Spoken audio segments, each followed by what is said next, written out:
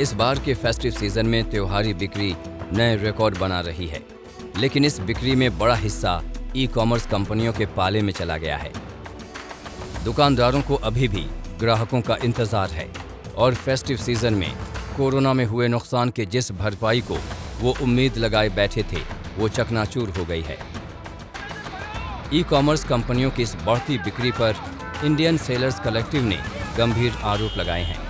इन कंपनियों के खिलाफ देश के कई हिस्सों में विरोध प्रदर्शन किए गए और जगह जगह इनके पुतले फूंके गए।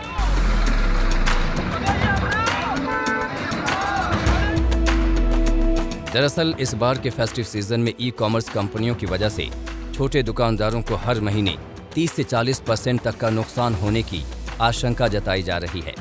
पिछले कुछ वर्षों से जिस तरह से ई कॉमर्स सेक्टर ने तेजी से अपनी पैठ बनाई है, उससे कई दुकानदारों ने तो अपना दुकान बंद करने का मन बना लिया है। सर्वे में दावा किया गया है कि इस साल के आखिर तक ई कॉमर्स कंपनियों का कारोबार बढ़कर 5,21,000 करोड़ रुपए का हो जाएगा। लेकिन इस कारोबार की बढ़ोतरी पर रिटेलर्स गंभीर आरोप लगा रहे हैं।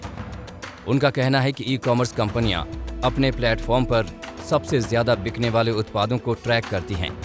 फिर ये ऑनलाइन मार्केटप्लेस वैसे ही प्रोडक्ट की नकल करके उसे कम कीमत पर अपने ब्रांड के तहत लॉन्च करके बेचते हैं। फिर ये सर्च में गड़बड़ी करके उन्हें अपने प्लेटफॉर्म्स पर खुद की प्रोडक्ट लाइन की तरफ लाते हैं। इसकी वजह से रिटेलर्स के प्रोडक्ट्स को लोग नहीं खरीदते और सारा फायदा ई कॉमर्स कंपनियां बटोर कर ले जाती हैं। इन गंभीर आरोपों के बीच दुकानदारों ने भारत छोड़ो मोर्चा मुहिम में सरकार और ग्राहकों से ई कॉमर्स प्रोडक्ट से किनारा करने की अपील की है।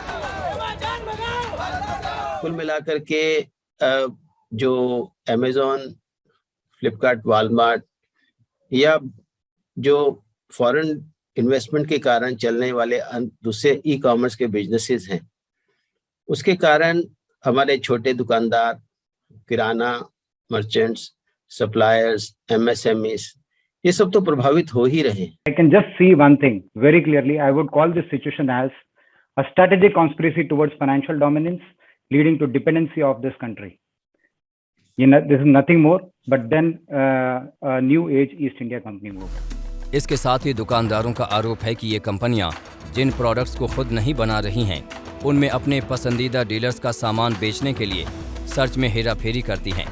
हालांकि ई कॉमर्स कंपनियां हमेशा इन आरोपों को नकारती रही हैं और अब ये सरकार की जिम्मेदारी है कि वो दुकानदारों के आरोपों की सही जांच करके इस मामले में स्थिति को साफ करे।